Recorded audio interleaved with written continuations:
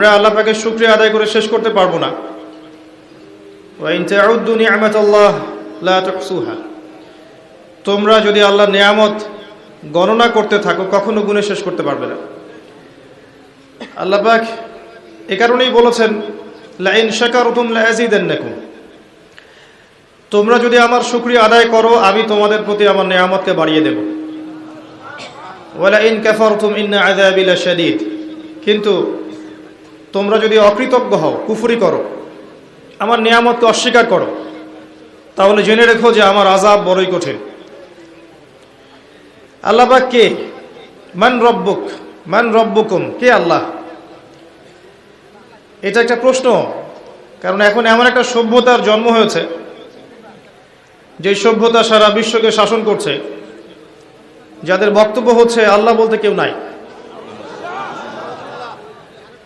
অথচ আমরা যদি সূরা হাদীদের দিকে তাকাই, সূরা হাদীদ 27 পারার দিকে আছে,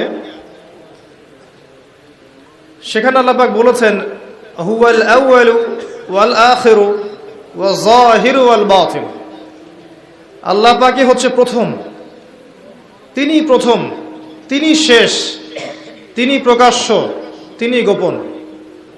ওয়া হুয়া বিকুল্লি শাইইন আলিম, এবং তিনি প্রত্যেকটা বিষয় সম্পর্কে জ্ঞানী।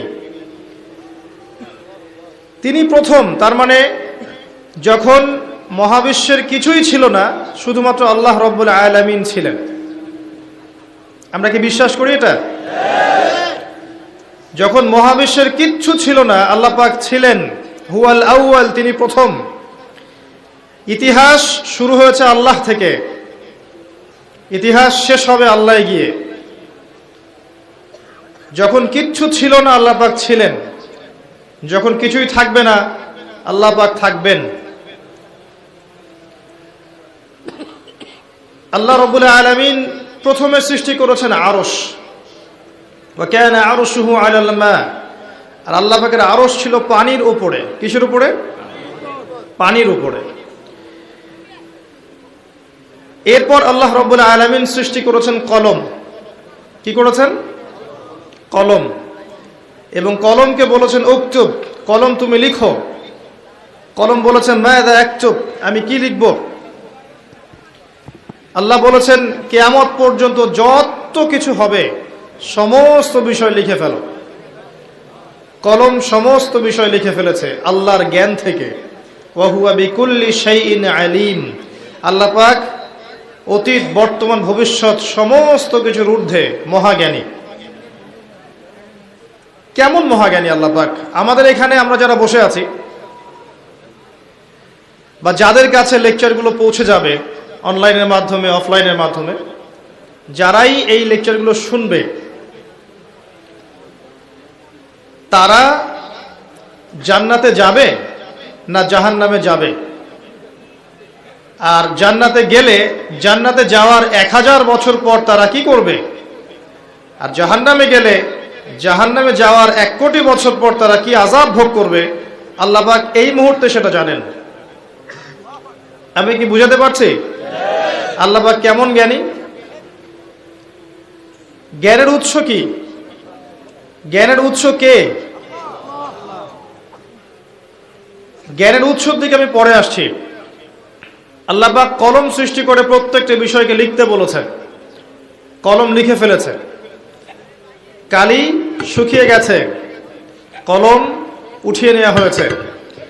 অতএব এই দুনিয়ার জীবনে আপনার দুনিয়ার বাড়ি গাড়ি, টাকা পয়সা, রিজিক, ব্যবসা বাণিজ্য, স্ত্রী সন্তান, এগুলোকে নিয়ে এত বিচলিত হওয়ার কিছু নাই। আপনার আমার তাকদিরে যা লেখা হয়েছে এর একটা দানা আপনি বেশি খেয়ে পৃথিবী থেকে যাবেন না। আর আপনার আমার রিজিকে যা আছে তার এক চুল রেখে আপনি দুনিয়া থেকে যাবেন না। এটাই চূড়ান্ত সত্য কথা। আপনি ঘুষ খান আর সুদ খান আর দুর্নীতি করেন আর মানুষের সম্পদ আত্মসাৎই করেন না কেন, যতটুকু লেখা আছে আপনার তাকদিরে এর বেশি আপনি কিচ্ছু পাবেন না। আর আপনি হালালে থাকার জন্য যতই কষ্ট করেন, হালালে আছেন, সবজি বিক্রি করে খাচ্ছেন, আপনি ছোটখাটো ব্যবসা করছেন, মানুষ আপনাকে দাম দেয় না, আন্ডার এস্টিমেট করে, গরিব বলে, ফকির মিসকিন বলে, কিন্তু আপনার তাকদিরে যা আছে আপনি সেটাই পাবেন, এর বেশি আপনি কিচ্ছু পাবেন না। হুয়াল আউয়াল ওয়াল আখির, আল্লাহ পাক প্রথম এবং আল্লাহই শেষ। কুল্লু মান আলাইহা ফান ওয়া ইয়াবকা ওয়াজহু রাব্বিকা যুল জালালি ওয়াল ইকরাম, প্রত্যেকটা বিষয় ফানা হয়ে যাবে, কিচ্ছু থাকবে না। এখন আপনি পৃথিবীতে যা দেখছেন এগুলোর কিছুই থাকবে না। প্রত্যেক মানুষ, প্রত্যেকটা জিন, প্রত্যেক উদ্ভিদ, প্রত্যেক এই প্রাণী, আকাশ, মহাবিশ্ব, গ্রহ নক্ষত্র, চন্দ্র সূর্য, সমুদ্র, পাহাড় পর্বত, বিশ্বনেতা, রাষ্ট্রনেতা, সমাজ নেতা, পরিবারের কর্তা, অর্থনৈতিক নেতা, সবাই মারা যাবে, সবাই শেষ হয়ে যাবে, কিচ্ছু থাকবে না।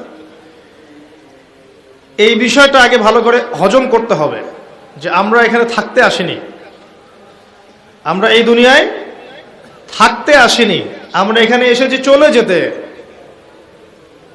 যার মনের মধ্যে এই কনসেপ্ট থাকে সে কখনো আল্লাহ পাকের বিদ্রোহী হতে পারে না,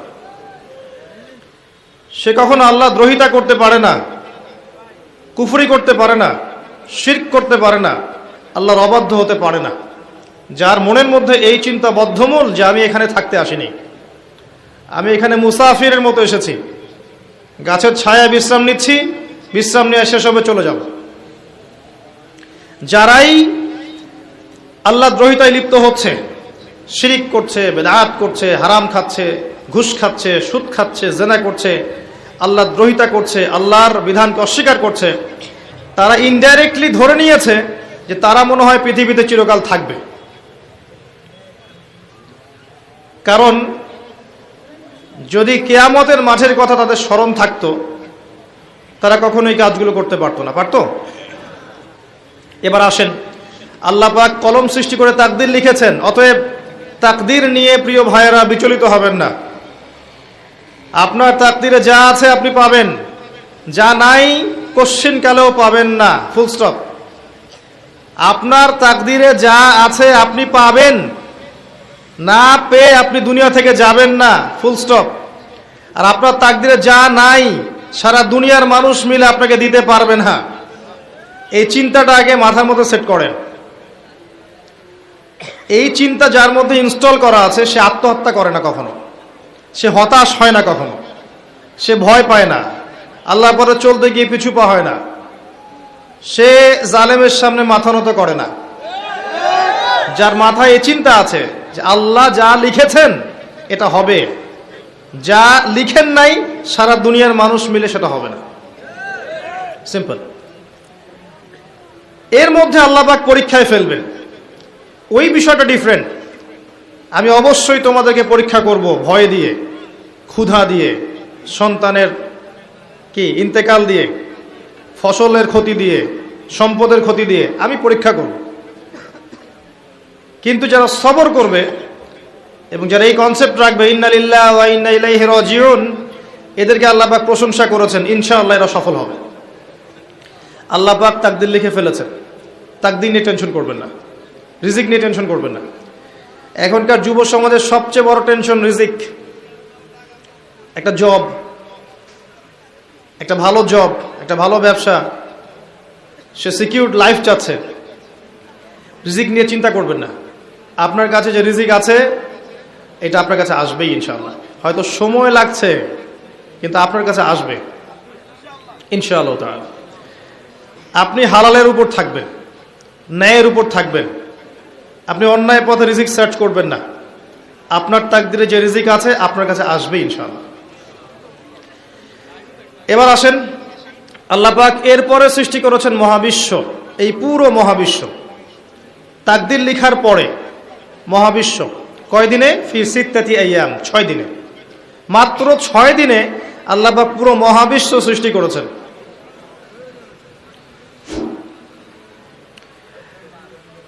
হুয়াল্লাযী খালাকাস সামাওয়াতি ওয়াল আরদা ফি সিত্তাতি আইয়াম সুম্মা ইস্তাওয়া আলাল আরশ। সূরা হাদীদের মধ্যে এটা আছে, তিনি সে আল্লাহ যিনি এই মহাবিশ্ব সৃষ্টি করেছেন 6 দিনে, এরপরে আরশের উপর সমাসীন হয়েছেন। আল্লাহ পাক এর একদিন আমাদের একদিনের মতো নয়, বরং কিয়ামতের মাঠে যেদিন আমরা দাঁড়িয়ে থাকব, এই দিনটা হবে আল্লাহর হিসেবে 50,000 বছরের সমান। মানুষ অস্থির হয়ে থাকবে, বিচার শুরু হচ্ছে না কেন। অপেক্ষা করা কাজটা খুব যন্ত্রণাদায়ক, তাই না? কারো জন্য অপেক্ষা করে আছেন, 1 ঘন্টা পর আসবে, এলো না, আপনি অস্থির হবেন। 2 ঘন্টা পর এলো না, 10 ঘন্টা পর এলো না, আপনি অস্থির হবেন, পায়চারি করবেন, বই পড়বেন, নাস্তা খাবেন, হাঁটাহাঁটি করবেন, আপনি ব্যাকুল হয়ে যাবেন। অপেক্ষা করা একটা ডিফিকাল্ট কাজ। কিয়ামতের মাঠে মানুষ 50,000 বছর অপেক্ষা করবে, বিচার শুরু হচ্ছে না কি জন্যে। সবাই গিয়ে ধন্না দিবে, প্রথমে আদম আলাইহিস সালাম, তারপরে নূহ আলাইহিস সালাম, ইব্রাহিম, মূসা, ঈসা আলাইহিমুস সালাম। আল্লাহর কাছে একটু সুপারিশ করেন, বিচার যেন শুরু হয় অ্যাটলিস্ট। কেউ কিচ্ছু করতে পারবে না, কারণ সবাই বলবে ইয়া নাফসি, ইয়া নাফসি। দূর থেকে একজনের আওয়াজ আসবে, যিনি ইয়া নাফসি বলছেন না, যিনি বলছেন ইয়া উম্মতি, ইয়া উম্মতি। সবাই তার কাছে যাবে এবং তিনি আমাদের নবী মুহাম্মদুর রাসূলুল্লাহ সাল্লাল্লাহু আলাইহি ওয়াসাল্লাম সিজদায় পড়ে যাবেন এবং তার উম্মার জন্য সুপারিশ করবেন। উম্মার কবিরা গুনাহগার ব্যক্তিদেরকে সুপারিশ করে তিনি জান্নাতে নিয়ে যাবেন ইনশাআল্লাহ। আল্লাহ তাকে ওয়াদা করেছেন, হে নবী, তোমার উম্মতের কোনো ব্যক্তি যদি শিরিক না করে আমার সামনে উপস্থিত হয়, আমি তাকে মাফ করে দেব ইনশাআল্লাহ।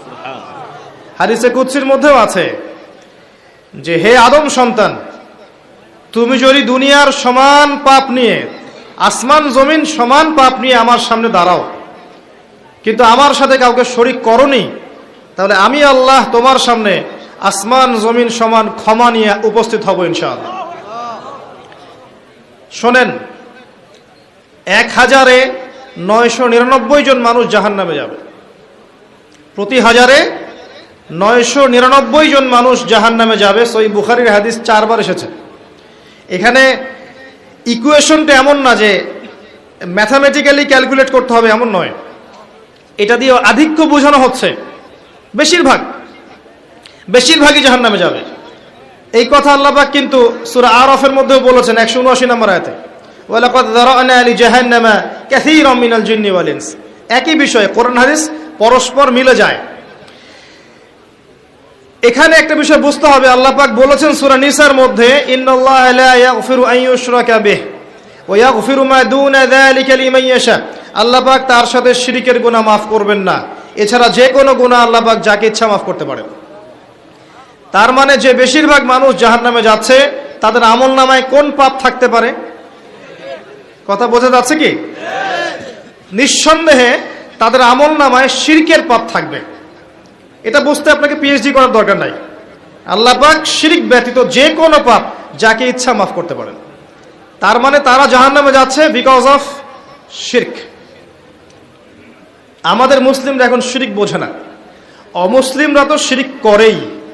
যেমন কেউ বলছে ওয়াকালাতিল ইয়াহুদ উযাইরুন ইবনুল্লাহ, ইহুদিরা বলছে উযাইর আল্লাহর সন্তান, নাউযুবিল্লাহ, শিরক। অথচ ওরাই এখন বিশ্বকে রুল করছে, তাই না? ওয়াকালাতিন নাসারা আল মাসীহ ইবনুল্লাহ, নাসারা বলছে যে ঈসা ইবনে মারইয়াম আল্লাহর সন্তান, তাই না? অথচ ওই সভ্যতাই এখন বিশ্বকে রুল করছে। যালিকা কাউলুহুম বিআফওয়াহিহিম, এটা ওদের মুখের কথা, এটা জাস্ট মুখের কথা। আবার অনেক সময় দেখা যায় যে আল্লাহকে বাদ দিয়ে আমরা মাধ্যম পূজাও করছি, তো শিরক করছেই। যারা মুসলিম তারা দেখবেন আল্লাহকে বাদ দিয়ে মাধ্যম পূজা শুরু করেছে, মাজারের পূজা করছে, কবরের পূজা করছে, মৃত ব্যক্তির ওসিলায় পার পাওয়ার চেষ্টা করছে। মুসলিম থেকে দেখবেন তাকদীরকে অস্বীকার করছে, আল্লাহর হালালকে হারাম করছে, আল্লাহর হারামকে হালাল করছে। মুসলিম থেকে দেখবেন যে হাতে একটা আংটি পরেছে, ভাই কি জন্য পরেছেন? এই রোগ ভালো হবে আমার। গলায় একটা বালা ঝুলিয়েছে, কোমরে একটা মাদুলি, ভাই এগুলো কেন? এগুলোতে রোগ ভালো হবে। মুসলিমদের কথা বলছি, অমুসলিমদের কথা বাদ দেন। যারা বলছে আল্লাহর সন্তান আছে, ওদের কথা তো বলার দরকার নেই আমাদের, কারণ এগুলো স্পষ্ট শিরক। তবে এতটুকু বলি যে 25শে ডিসেম্বরে যারা বলেছে মেরি ক্রিসমাস, বলেছে না? 25শে ডিসেম্বর যারা বলেছে মেরি ক্রিসমাস মুসলিমদের মধ্যে, এরা স্বীকার করে নিয়েছে যে ওই দিন আল্লাহ রাব্বুল আলামিন ঈসা আলাইহিস সালামকে জন্ম দিয়েছেন। নাউযুবিল্লাহ, নাউযুবিল্লাহি মিন যালিক। আর এটা এত বড় একটা কথা, এই কথা যদি আসমান জমিন আর পাহাড় শুনে রিয়্যাক্ট করতে পারতো, থরথর করে কেঁপে ভেঙে যেত এরা। সূরা মারিয়ামের শেষের দিকে পড়ে দেখেন, وقالوا اتخذ الرحمن ولدا لقد جئتم شيئا إدا تكاد السماوات والأرض يتفطرن منه وتنشق الأرض وتخر الجبال هدا। পরেন অর্থটা, আসমান জমিন পাহাড় যদি এই কথা শুনে রিয়্যাক্ট করতে পারতো, এরা চৌচির হয়ে যেত। এত বড় একটা কথা বলেছো তোমরা যে ঈসা আলাইহিস সালামকে আল্লাহ পাক জন্ম দিয়েছেন। আউযুবিল্লাহ।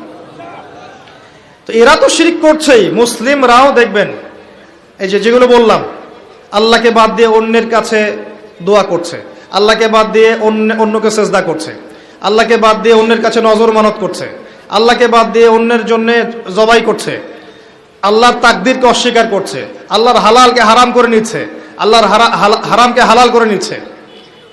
দেখবেন মুসলিমরা করছে। এবার মুসলিম জেনারেশন, এমন একটা প্রজন্ম বের হয়েছে এখন, ইয়াং জেনারেশনের, তারা বলছে যে এই মহাবিশ্ব বিগ ব্যাং থেকে সৃষ্টি হয়েছে, আল্লাহ বলতে কিছু নাই। আপনি বোঝেন কি কারণে প্রতি হাজারে 999 পিপল জাহান্নামে কেন যাবে? কারণটা কি? শিরক। আর এই শিরকটা হচ্ছে আপনার চিন্তায়, আপনার কথায় এবং আপনার কাজে। চিন্তার মধ্যে শিরক। যেমন একজন ব্যক্তি চিন্তা করে আকীদা, যে আল্লাহ ছাড়া অমুকও সন্তান দিতে পারে। এরকম আকীদা নাই মুসলিমদের? আছে। একজন বলছে আল্লাহ কল্যাণের মালিক আর শয়তান হচ্ছে অকল্যাণের মালিক। কথাটা শুনতে খুব ভালো লাগে না? অকল্যাণ হয়তো আল্লাহর পক্ষ থেকে আসে না, আল্লাহ পবিত্র, অকল্যাণ শয়তানের পক্ষ থেকে আসবে। ব্যাপারটা কি এমন? ভালো মন্দ, কল্যাণ অকল্যাণ, দুঃখ কষ্ট সুখ সবকিছু কার পক্ষ থেকে আসে? আল্লাহ তাআলা। এমন নয় যে ভালোগুলো আল্লাহ দেন, অকল্যাণগুলো শয়তান দেয়। নাউযুবিল্লাহ। এরকম আকীদা আছে মানুষ।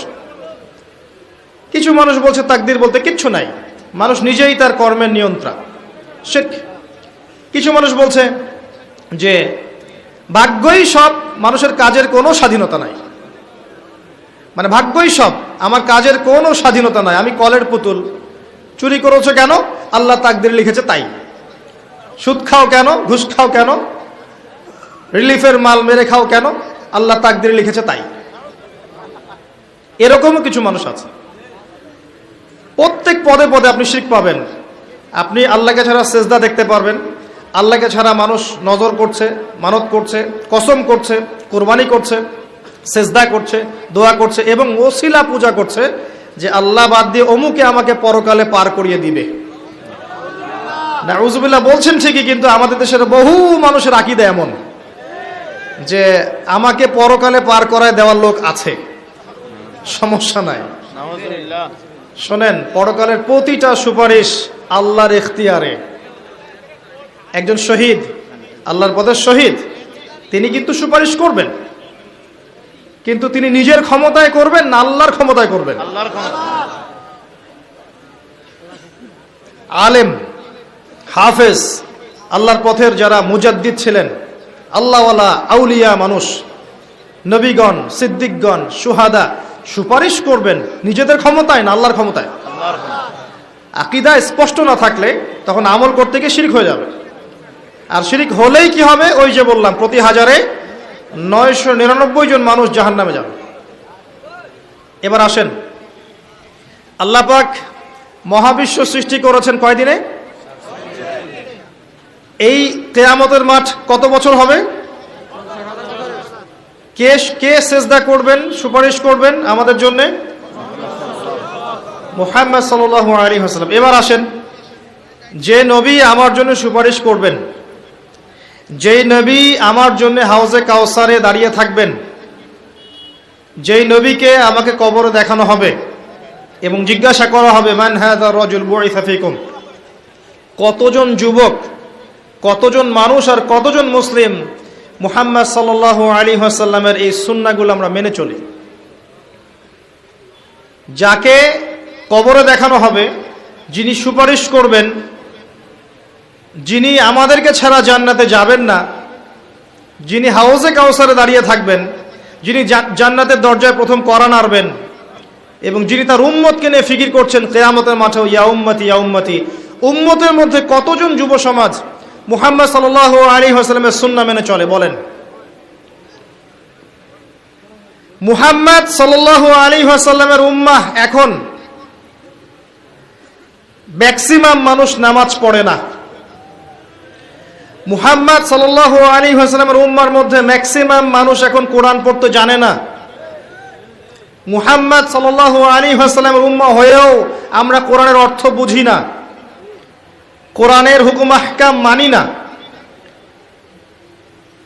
তার সুন্নাত নিজেদের ব্যক্তি জীবনে, পারিবারিক জীবনে, সামাজিক জীবনে অ্যাপ্লাই করি না, বরং তার আদর্শ মেনে চললে আমাদেরকে মনে হয় আমরা পিছিয়ে পড়েছি। কোন মুখ নিয়ে আমরা তার সামনে দাঁড়াবো এটা ফিকির করতে হবে। আল্লাহ পাক মুহাম্মদ সাল্লাল্লাহু আলাইহি ওয়াসাল্লামকে বলবেন কিয়ামতের মাঠে, সূরা ফুরকান নিয়ে আলোচনা হচ্ছিল না, ওই সূরাতেই আছে। আল্লাহ পাক বলবেন যে তোমার কওমের কি হয়েছিল, কিভাবে বিভ্রান্ত হলো তোমার কওম। নবী সাল্লাল্লাহু আলাইহি ওয়াসাল্লাম শিকায়াত করবেন, ইন্না কওমি ইত্তাখাযু হাযাল কুরআনা মাহজুরা।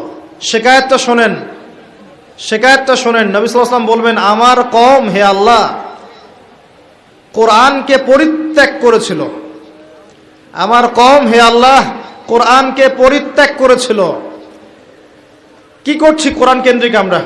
কতজন কোরআন পড়তে জানি? হাত উঁচু করেন দেখি। মাশাআল্লাহ, নামা সংখ্যা অনেক, আলহামদুলিল্লাহ। এবার বলেন কতজন কোরআনের ভাষাটা বুঝি? হাত উঁচু করেন দেখি।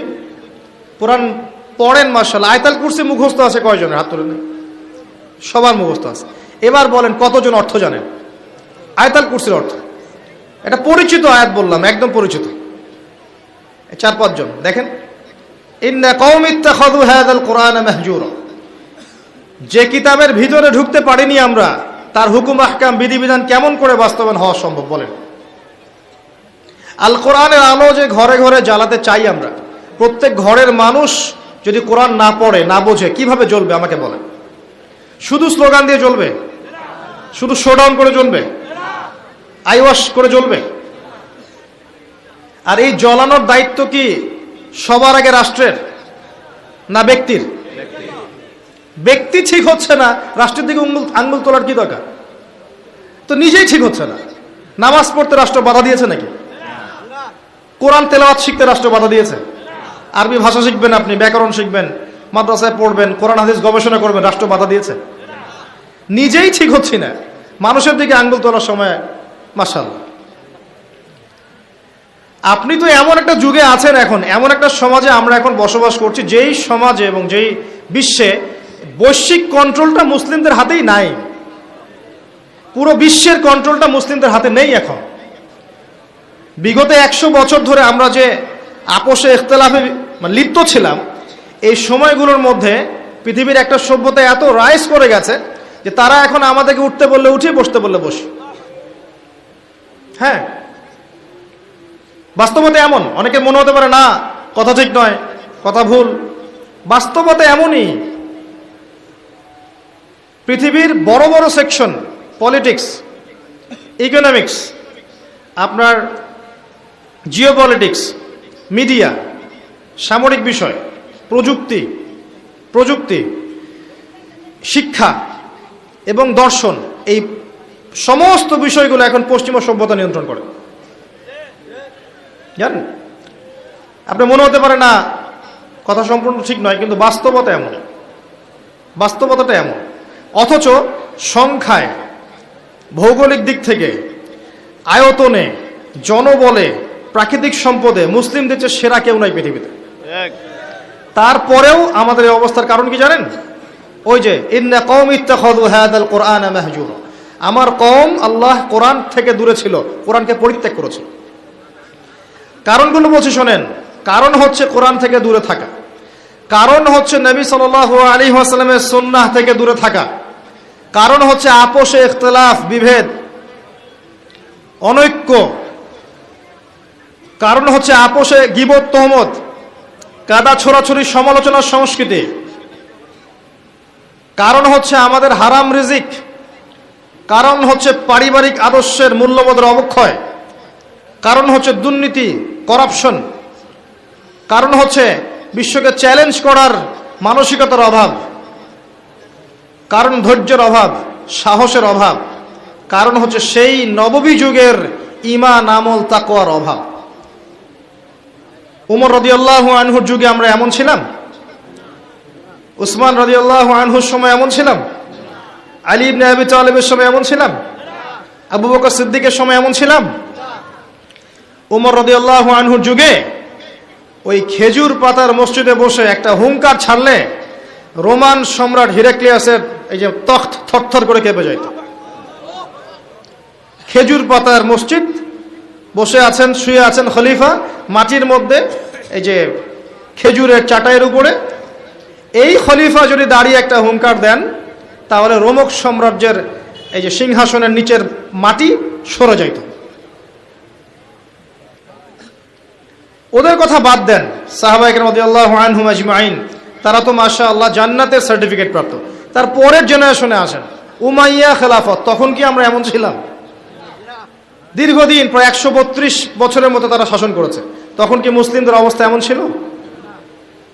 আব্বাসীয় খেলাফত, অনেক দিন, 500-র মতো বছর তারা শাসন করেছে, তখন কি আমাদের অবস্থা এমন ছিল?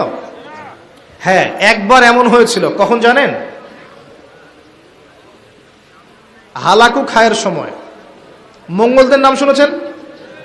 চেঙ্গিস খান নাম শুনেছেন?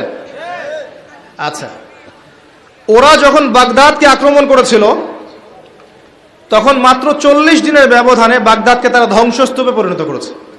কথিত আছে 10 লাখ, কেউ বলে 15 লাখ, কেউ বলে 20 লাখ মানুষকে 40 দিনের মধ্যে হত্যা করা হয়েছে, ম্যাসাকার। আপনাদেরকে একটা তথ্য দেই, যখন মঙ্গোলিয়ানরা বাগদাদকে আক্রমণ করছিল, তখনও কিছু মানুষ বসে বসে ইখতিলাফ করছিল যে কাকড়ার মাংস খাওয়া যায় কি যায় না। আমার কথা বুঝে আসে না? যখন মঙ্গোলিয়ানরা মুসলিমদেরকে আক্রমণ করছিল বাগদাদে এবং লাশের পর লাশ ফেলে দিচ্ছে, তখনও কিছু মানুষ বসে বসে তর্ক করছে, বাহাস করছে কাকড়া খাওয়া জায়েজ না না জায়েজ।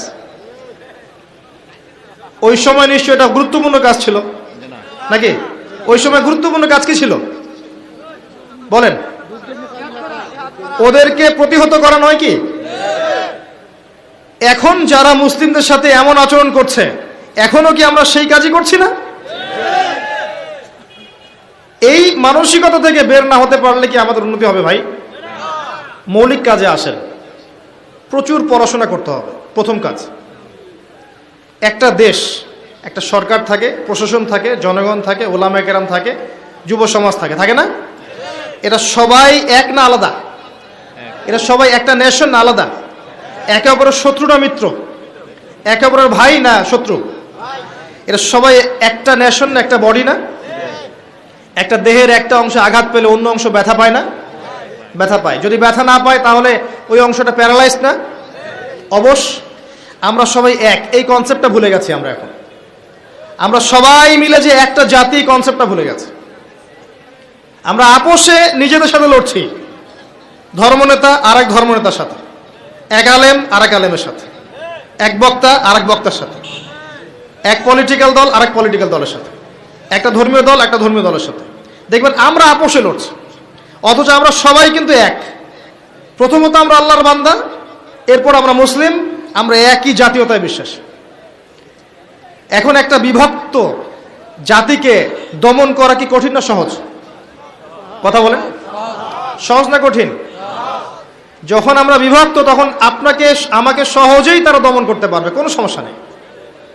যদি আমরা ঐক্যবদ্ধ থাকতে পারতাম, তাহলে আজকে আমাদের অবস্থাটা হতো না। এই যে সারা বিশ্বে আমাদের যে অবস্থা, আপনি তাকান, Afghan, Syria, Iraq, Iran, Lebanon, Jordan, Palestine, যে কোনো দিকে তাকান, একটাই চিত্র দেখবেন, একটা চিত্রই দেখবেন যে রক্ত ঝরছে মুসলিমদের। কাদের? ছোট্ট ছোট বাচ্চা, দুধের বাচ্চা, বোঝে না যে ভালো কি আর মন্দ কি, ন্যায় কি অন্যায় কি, এটাও বোঝে না। এদেরকে বোম মেরে হত্যা করে দেওয়া হচ্ছে। আর আমরা কি করছি ভাই? ওই যে, হ্যাঁ ঠিক বলেছেন, ওই মাসআলা আমাকে বলতে বলেন না, ওইটা নিয়ে আবার বিতর্ক শুরু হয়ে যাবে। ধরতে পারছেন আপনি ঠিকই, ইখতিলাফি যে বিষয়গুলো আছে এইগুলো নিয়ে আমরা আপোষে মত পার্থক্যে লিপ্ত আছি। মূল বিষয়ে কাজ করা উচিত নয় কি? মূল বিষয়গুলো কি কি? 1 নাম্বার আকীদা। 1 নাম্বার কি? আকীদা। সবার আকীদাগুলোকে পরিষ্কার করতে হবে। আকীদার মধ্যে কোনো শিরক থাকা যাবে না। কি থাকা যাবে না? শিরকি আকীদা নিয়ে আপনি আল্লাহর পথে কাজ করতে পারবেন না, সফল হবেন না। যাদের আকীদার মধ্যে শিরক আছে, শিরকি আকীদা নিয়ে আপনি সফল হতে পারবেন না, এটা সম্ভব না।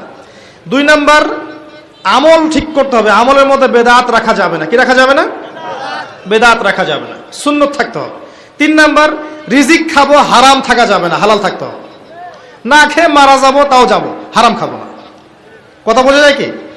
খাবো না, বা 3 বেলার জায়গায় 1 বেলা খাবো, হারাম খাবো না। পারা যাবে ইনশাআল্লাহ। আমি জানি আর কেউ পারুক না পারুক, ইয়াং জেনারেশন পারবে ইনশাআল্লাহ। আর কেউ পারুক না পারুক, আমাদের তরুণ প্রজন্ম পারবে ইনশাআল্লাহ। 4 নাম্বার, পরিবার গড়ব নববী আদর্শে। হ্যাঁ, পরিবার গড়তে গেলে অনেক ঝামেলা। দেখবেন মা কথা শোনে না, বাবা কথা শোনে না, বা স্ত্রী কথা শোনে না, আপনার ভাই কথা শোনে না। পরিবার সবাই যে আপনার মতাদর্শের হবে এমনটা যথেষ্ট নয়, মানে এমনটা জরুরি নয়। পরিবারের সবাই যে আপনার মতাদর্শের হবে এমনটা জরুরি নয়। নূহ আলাইহিস সালামের স্ত্রী কি মুমিন ছিল না কাফের? লূত আলাইহিস সালামের বউ স্ত্রী, তিনি কি মুমিন ছিলেন না কাফের ছিলেন? নূহ আলাইহিস সালামের ছেলে কি ছিল? নৌকায় উঠেছে, বলেছে আমি পাহাড়ে উঠে যাব, ওখানে আমি সেফ। মুহাম্মদ সাল্লাল্লাহু আলাইহি ওয়াসাল্লামের চাচারা ঈমান এনেছিল? তাকে বের করে দিয়েছে দেশ থেকে। আপনার অনেক ক্ষেত্রে এমনও হয়েছে, সলফে সালেহিনদের ছেলেরাও অনেক সময় অন্যায় করে ফেলেছেন, তারা নিজের হাতে বেত্রাঘাত করে শাস্তি দিয়েছেন, দেন নাই? পরিবারের সবাই, ইব্রাহিম তার পিতা কি কথা শুনেছে? পরিবারের সবাই যে এক আদর্শের হবে এমনটা জরুরি নয়।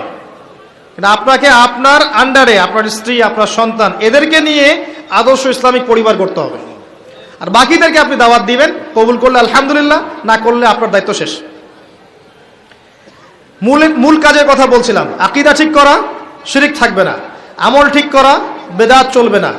রিজিকে হালাল থাকবে, হারাম চলবে না। 4 নাম্বার, পরিবার আদর্শ হবে নববী আদর্শে, এখানে কোনো অপসংস্কৃতি চলবে না। 5 নাম্বার, নিজের যেটুকু প্রতিভা আল্লাহ পাক দিয়েছেন এই প্রতিভাকে দিয়ে দিনের বিজয়ের চেষ্টা করতে হবে। আপনাকে আল্লাহ যা দিয়েছেন, মেধা, অর্থ, সময়, শ্রম, আপনার টাকা পয়সা, আপনার ভালো বুদ্ধি পরামর্শ, আপনি যতটুকু পারেন যে প্রতিভা আল্লাহ পাক দিয়েছেন ওই প্রতিভা দিয়েই দিনকে এগিয়ে নিতে হবে। পারা যাবে? বলতে পারলে বলেন, লিখতে পারলে লিখেন, অ্যাসোসিয়েট করতে পারলে অ্যাসোসিয়েট করেন মানুষকে। যদি আপনি একটা মসজিদ করতে পারেন, মসজিদ করেন, মাদ্রাসা করতে পারলে মাদ্রাসা করেন, ইয়েতিম প্রজেক্ট করেন, বিধবাদেরকে নিয়ে কাজ করেন, আপনি যেটা করতে পারেন একটা প্রজেক্ট করেন, কিছু একটা করেন দিনের জন্য। শিক্ষা প্রজেক্ট হোক, অর্থনৈতিক প্রজেক্ট হোক, সামাজিক প্রজেক্ট হোক, কিছু একটা করেন যাতে দেশ, জাতি, উম্মাহ আপনার দ্বারা উপকৃত হয়। পারা যাবে? কাজগুলো কঠিন, কাজগুলো আসলে কঠিন, সবগুলো কাজ সহজ না। আমি হয়তো সহজে বলছি, কাজগুলো এত সহজ নয়। এই কাজগুলো 23 বছর সময় ধরে নবী সাল্লাল্লাহু আলাইহি ওয়াসাল্লাম এবং সাহাবায়ে কেরাম করেছিলেন। মার খেয়েছেন, বয়কটের শিকার হয়েছেন, দেশ থেকে বের করে দেওয়া হয়েছে, হত্যা করা হয়েছে, শুলে চড়ানো হয়েছে, কত কি করানো হয়েছে। এত সহজ নয়, কিন্তু বেসিক কাজ এগুলোই। এমনি এমনি ইসলাম বিজয় লাভ করবে না। ইন্নাল্লাহা লা ইউগাইয়িরু মা বিকওমিন হাত্তা ইউগাইয়িরু মা বিআনফুসিহিম। আল্লাহ পাক কোন কওমের অবস্থা ততক্ষণ পরিবর্তন করেন না যতক্ষণ তারা নিজেরা নিজেদের অবস্থা পরিবর্তনের চেষ্টা না করে। কিন্তু আল্লাহ বলেছেন, কাম মিন ফিআতিন কলিলা গালাবাত ফিআতান কাসীরা। কত ক্ষুদ্র ক্ষুদ্র দল ছিল যারা বড় বড় দলের উপর বিজয় লাভ করেছিল আল্লাহর সাহায্যে। কখন বিজয় আসবে? একটা মূলনীতি বলছি, ইন তানসুরুল্লাহ ইয়ানসুরকুম। আবার বলেন, কি আয়াতটা বললাম? ইন তানসুরুল্লাহ ইয়ানসুরকুম ওয়া ইউসাব্বিত আকদামাকুম, যখন তোমরা আল্লাহকে সাহায্য করবা আল্লাহ তখন তোমাদেরকে সাহায্য করবে, তার আগে আল্লাহ পাক সাহায্য করবে না। এমনি এমনি বিজয় আসবে না। আমি অনেক ভিতরে চলে গেলাম, কথার মূল কথায় আসেন, প্র্যাকটিক্যাল লাইফে আসেন। আইওয়াশ, শোডাউন এগুলো বন্ধ করেন, করে বেসিক কাজগুলো করেন, ইলম অর্জন করেন, কনস্ট্রাকটিভ সিলেবাসে পড়েন, তাওহীদ প্রতিষ্ঠা করেন, সুন্নতের উপর থাকেন, হালাল খান, পারিবারিক আদর্শ ঠিক করেন, আদর্শ পরিবার গড়েন, দিনের জন্য আপনার প্রতিভা দিয়ে কাজ করেন, ছোট ছোট স্টেপ নেন, আস্তে আস্তে আস্তে আস্তে দেখবেন দিনে এগিয়ে যাবেন ইনশাআল্লাহ। একটা সুসংবাদ হচ্ছে এই দিকে কথা বলছে কেন, আল্লাহ পাক বলেছেন ইউরিদুনা লিইউতফিউ নূরাল্লাহ, তারা ইসলামের দুশমন যারা আছে এরা চায় আল্লাহর নূরটাকে মুখের ফুৎকার দিয়ে নিভিয়ে ফেলতে, আল্লাহর দ্বীনকে মুখের ফুৎকার দিয়ে নিভিয়ে ফেলতে। ওয়াল্লাহু ইউতিম্মু নূরাহ, কিন্তু আল্লাহ পাক তার নূরকে প্রজ্বলিত করবেন ইনশাআল্লাহ। এটা ওয়াদা করেছেন আল্লাহ, ওয়ালাউ কারিহাল কাফিরুন, যদিও কাফেররা এটা পছন্দ করবে না। কারণ কি, হুয়াল্লাযী আরসালা রাসূলা, তিনি সে আল্লাহ যিনি তার রাসূলকে পাঠিয়েছেন, বিল হুদা, হেদায়েত সহকারে, ওয়া দীনিল হক, এবং সত্য দিন সহকারে। এই দিনটা সত্য না মিথ্যা? চূড়ান্ত সত্য দিন ইসলাম। কি জন্য পাঠিয়েছেন? লিইউযহিরাহু আলা দ্বীনি কুল্লি, যাতে করে অন্য সব দিনের উপর ইসলাম বিজয়ী হতে পারে। ঘরের কোনায় তসবিহ টেপার জন্য দিন পাঠানো হয়নি, অন্য সমস্ত দিনের উপর ইসলামকে বিজয় করাতে হবে, এই জন্য দিন এসেছে। আর এই বিজয় অর্জন কি এমনি এমনি হবে? নিজের অবস্থা পরিবর্তন করতে হবে, পড়াশোনা, আকীদার সংস্কার, আমলের সংস্কার, দাওয়াত, মেহনত, তাবলীগ, আত্মত্যাগ, হালাল রিজিক, এগুলোর মধ্য দিয়ে দেখবেন আপনার দিন ইনশাআল্লাহ তাআলা আজ হোক আর কাল হোক বিজয় লাভ করবেই ইনশাআল্লাহ। ইসলাম জিতবেই, আপনাকে সহ অথবা আপনাকে ছাড়া।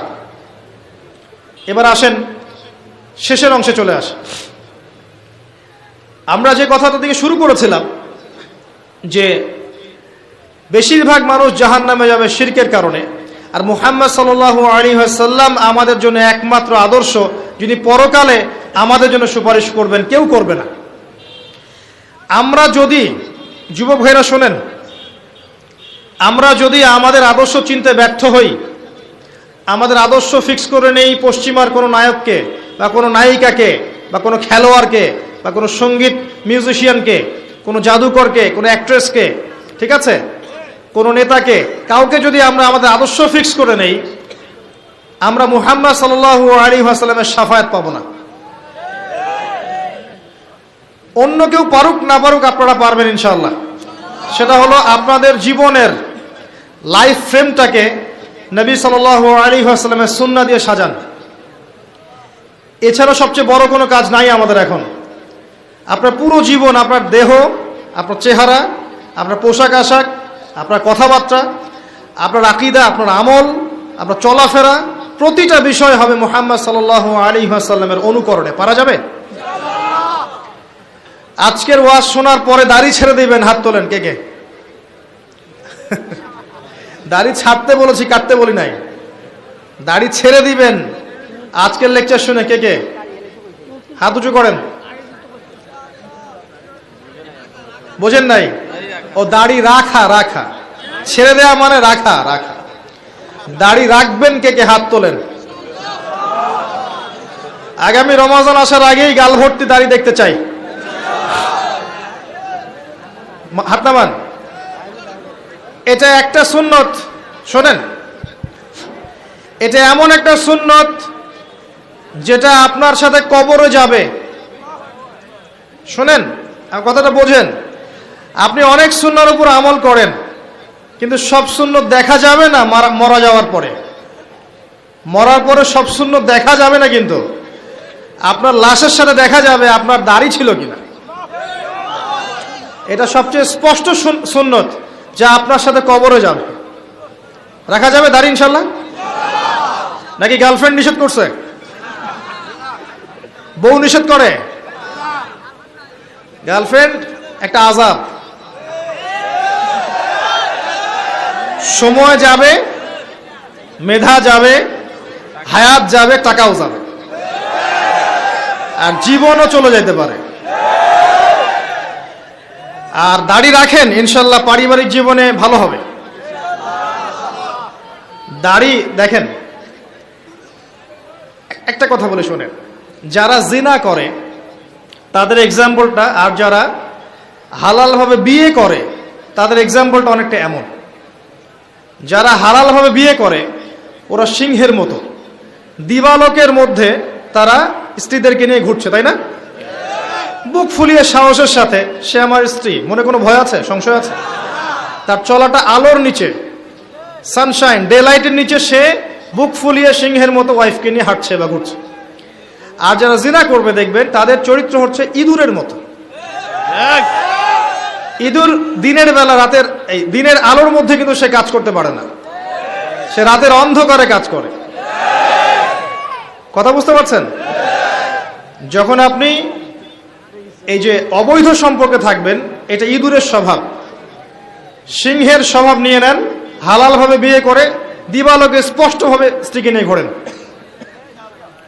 এটা করেন। সিংহের কেশর থাকে না, থাকে না? আল্লাহ পাক একটা মানে খাসলত দিয়েছেন, আমাদের একটা বৈশিষ্ট্য দিয়েছেন, পুরুষদের দাড়ি থাকবে মাশাআল্লাহ, স্ত্রীদের দাড়ি থাকবে না, মেয়েদের দাড়ি থাকবে না।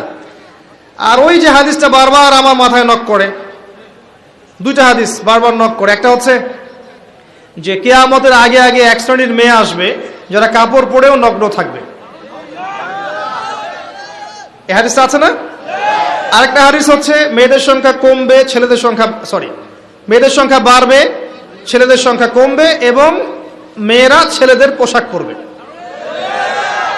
এই দুইটা হাদিস আপনি যদি একটু শহরগুলোতে যান, দুইটার জাজল্যমান দৃষ্টান্ত দেখতে পারবেন। আমি বলি আপনাদেরকে, কিয়ামতের কোন সাইনের জন্য অপেক্ষা করে বসে আছেন এখনো? আর কিসের জন্য অপেক্ষা করে বসে আছেন? আর কি প্রয়োজন আপনার? আর কোন নিদর্শন প্রয়োজন? আজকে থেকে 100 বছর আগে এইসব মেয়েদের অস্তিত্ব ছিল, যারা এই রোড প্লেসে মেয়েদের ছেলেদের পোশাক পরে ঘুরে বেড়াতো? এবং এমন মেয়েরা যারা কাপড় পরে নগ্ন থাকতো আজকে থেকে 100-200 বছর আগে? এই দুইটা হাদিস আপনি যখন দেখছেন, আপনি শেভ করছেন ক্লিন, তখন আমার ওই হাদিসটা মনে পড়ে যায় যে ছেলেরা মেয়েদের পোশাক পরবে, মেয়েরা ছেলেদের পোশাক পরবে। এটা আপনি মেয়ের পোশাক পরে নিলেন। কথা বুঝতে পারছেন? যখন আপনি ক্লিন শেভড, আপনি মেয়েদের পোশাক পরলেন। আর মেয়েদেরকে দেখেন, স্যুট, ফর্মাল প্যান্ট, টাই আছে না, জিন্স, টি শার্ট। জিজ্ঞাসা করতে পারে যে আপনারাও কি এগুলো রাস্তাঘাটে দেখে বেড়ান নাকি? না ভাই, দেখে বেড়াই না, কিন্তু না দেখে উপায় থাকে না, কারণ যেদিকেই তাকাবো সেদিকেই তারা। দুইটা অপশন আছে আমার সামনে, একটা আকাশের দিকে মাথা তুলে হাঁটা, আর একটা মাটির দিকে মাথা তুলে হাঁটা। যদি আকাশের দিকে তাকাই, সামনে বাড়ি খাবো, আর মাটির দিকে তাকায় হাঁটতে থাকলে কখনো কখনো তো মাথা তুলতেই হচ্ছে। যখনই তুলবেন তখনই কাজ। বিষয়টা হচ্ছে যে ফাংশনটা চেঞ্জ হয়ে গেছে, মেয়েরা ছেলেদের জায়গায় চলে আসে, আর ছেলেরা মেয়েদের জায়গায় চলে আসে। তরুণ প্রজন্মকে আমি নসিহত করব যে পুরুষত্ব বজায় রাখেন, পুরুষের গাম্ভীর্য, পুরুষের ব্যক্তিত্ব, ওর যে গায়রত, এটাকে বজায় রাখেন। গায়রতওয়ালা পুরুষের এখন অনেক অভাব। যেসব পুরুষেরা গোপনে জেনা করছে, এদের গায়রত নাই। গায়রত মানে বোঝেন? আপনার ব্যক্তিত্ব, আপনার গাম্ভীর্য, শৌর্যবীর্য নাই। যেসব পুরুষেরা এই গার্লফ্রেন্ড বয়ফ্রেন্ড অ্যাফেয়ার্সে লিপ্ত আছে, এদের গায়রত নাই। যারা ক্লিন শেভ করে ঘুরছে, এদের গায়রত নাই। যারা বিয়ে করছে, যৌতুক নিচ্ছে, এদের কোনো গায়রত নাই। যারা টাকার জন্য পরিবার স্ত্রীদের প্রতি অত্যাচার করছে, এদের কোনো গায়রত নাই। ব্যক্তিত্ব সম্পন্ন পুরুষ হন।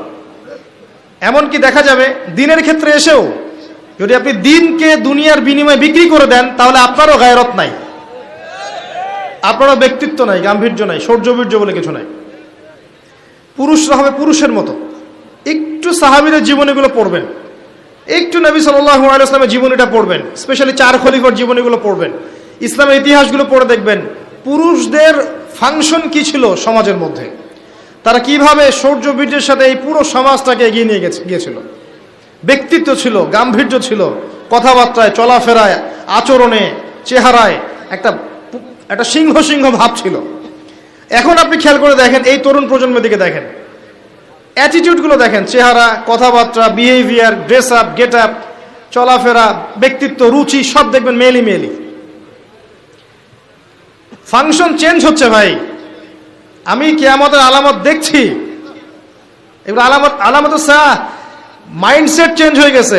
দেখবেন ফেসবুকে বসে ঝগড়ার পর ঝগড়া করছে ঘন্টার পর ঘন্টা ধরে ছেলেরা, অথচ এটা পুরুষের স্বভাব নয়। কিন্তু পুরুষের স্বভাব কি জানেন? তর্কাতর্কি লাগছে, সরাসরি মারামারি হবে, ব্যাপারটা এমন না? এটা পুরুষের স্বভাব ছিল যে কোনো কারণে তর্কাতর্কি লেগেই গেছে, অস্ত্র নিয়ে দুই মুখোমুখি। এটা পুরুষের স্বভাব ছিল ন্যাচারালি, আগে এটাই হয়ে আসছে আর কি। এখন দেখবেন এটা নাই। এই যে কিবোর্ডে ঝগড়া করছে, চুল ছেঁড়া ঝগড়া, মানে ছোট ছোট বিষয়গুলোকে নিয়ে এমন ঝগড়া, বাপ মা বংশ নিয়ে গালি দিয়ে শেষ, একদম মেয়েলি স্বভাব। আর মেয়েদেরকে দেখেন, গলার ভয়েস দেখেন ছেলেদের মতো, অ্যাটিটিউড দেখেন ছেলেদের মতো, এবং ব্রেন ওয়াশ তারা এইভাবে যে এতে করে ওদের ডিগনিটি, সম্মান বেড়েছে। এটা আমি বলবো না তাদের উন্নতি, বরং আমি বলবো যে আমরা যারা আছি আমাদের অধঃপতন হয়েছে এখানে। আল্লাহ পাক বোঝার তৌফিক দান করেন। আমি একটা কথা বলতে গিয়ে আবার এদিকে চলে আসলাম যে সুন্নাহ, নবী সাল্লাল্লাহু আলাইহি ওয়াসাল্লামের সুন্নাহ আপনার চেহারায়, আপনার শরীরে, আপনার পড়াশোনায়, আপনার আমলে, পরিবারে, সমাজে নিয়ে চলে আসেন। পারা যাবে না ইনশাআল্লাহ? আল্লাহ পাক তৌফিক দান করুন আমাকে এবং আপনাদের সবাইকে, আমিন। সহজ বুদ্ধি বলছি, দিন রাত 24 ঘন্টা ভাগ করেন, ভাগ করে প্রতিটা কাজকে আপনি সুন্নাহ দিয়ে সাজান। এই যে ঘুমাবেন, সুন্নত নাই? ঘুমানোর 2টা সুন্নত বলেন দেখি। ডান কাত হয়ে শোয়া, এটা তো সহজ।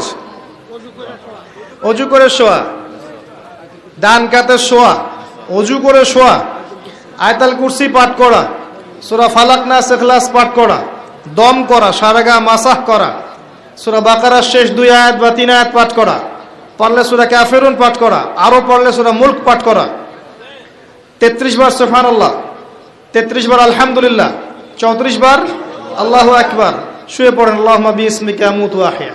এই ঘুমটা কি হবে? ইবাদত। পুরো ঘুমের সময়টা নেকি পাবেন ইনশাআল্লাহ। পুরো ঘুমিয়ে আছি আমি তো ক্লান্ত, ঘুমিয়ে আছি, রেস্ট নিচ্ছি, নেকি হবে ইনশাআল্লাহ। আল্লাহ পাক কত দয়ালু দেখেছেন।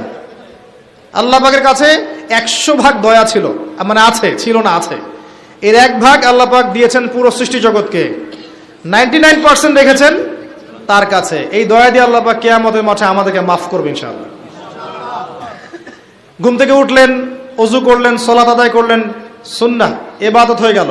বাথরুমে যাচ্ছেন, ঢুকছেন বাম পা দিয়ে, বের হচ্ছেন ডান পা দিয়ে, দোয়া পড়ছেন। বাথরুমে ঢোকার দোয়া কি? আল্লাহুম্মা ইন্নী আউযু বিকা মিনাল খুবসি ওয়াল খাবাইস। বের হওয়ার দোয়া কি? এটা যদি নাও পারেন গুফরানাকা, এটা পারেন না?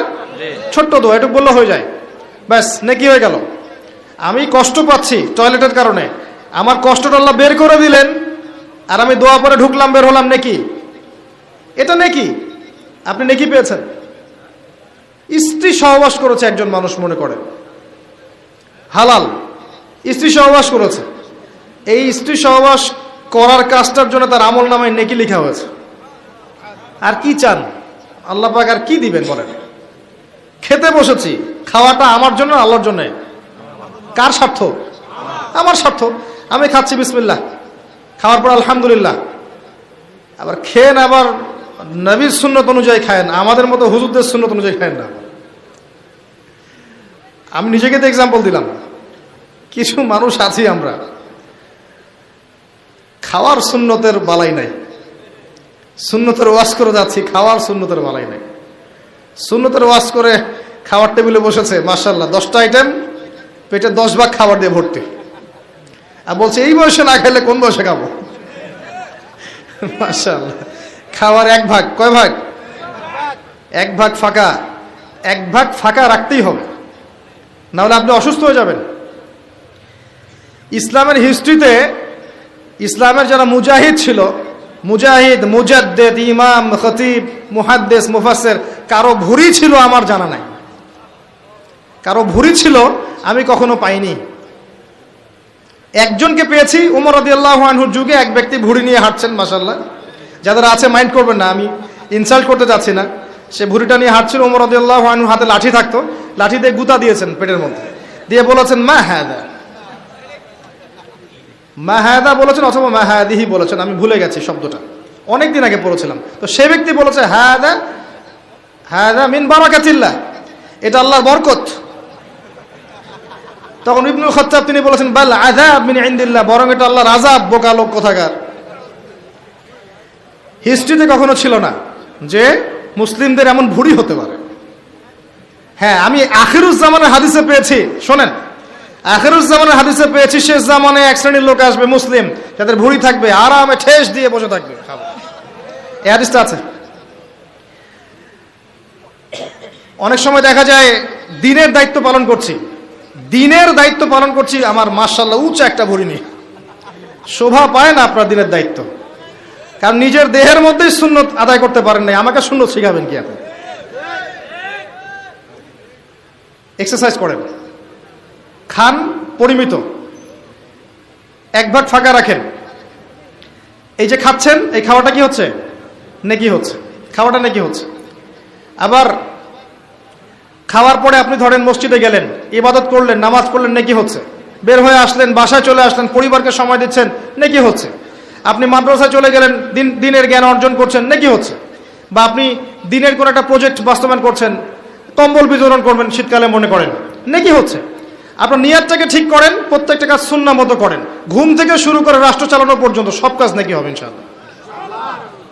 সমাজে দায়িত্ব পেয়েছেন, আপনি এখন সবার মাঝে ইনসাফ করছেন, আদালত মানে ন্যায় বিচার, আপনি হকের মানদণ্ডে ন্যায় বিচার করছেন, দুর্নীতি করছেন না, আপনি আত্মসাৎ করছেন না, আপনি সুদ ঘুষের সাথে জড়িত নন, আপনার পুরো কাজটাই কি হচ্ছে? দেখি। বরং এ ধরনের দায়িত্ব যারা পালন করতে পারবে, আল্লাহ পাক আরশের ছায়া ছায়া দিবে ইনশাআল্লাহ। ন্যায়পরায়ণ শাসক যারা হবে, আল্লাহ পাক তাদেরকে তার আরশের ছায়ায় ছায়া দিবে ইনশাআল্লাহ। তা আমি বলতে চাচ্ছি, প্রতিটা কাজই আপনার সুন্নাহ মাফিক হবে যদি আপনি নিয়ত ঠিক করেন, পদ্ধতিটা বোঝেন। এটা করা যাবে না ইনশাআল্লাহ? আল্লাহ পাক আমাদের সবাইকে তৌফিক ইনায়াত করুন, আমিন। আর শেষ করার আগে দু একটা কথা বলছি, সেটা হলো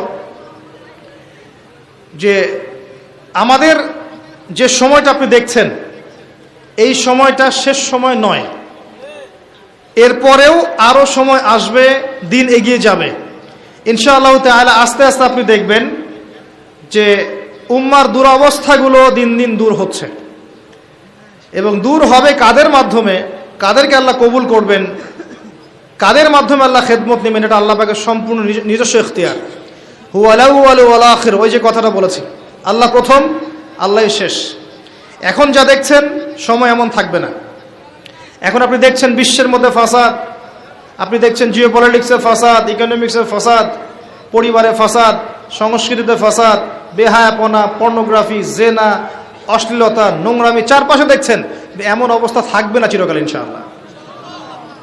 আস্তে আস্তে আস্তে আল্লাহ পাক এমন প্রজন্ম নিয়ে আসবেন যারা ইনশাআল্লাহ তাওহীদপন্থী হবে, সুন্নাহপন্থী হবে, হালাল খাবে, পারিবারিক আদর্শ ঠিক রাখবে, সুন্নাহ মাফিক চলবে।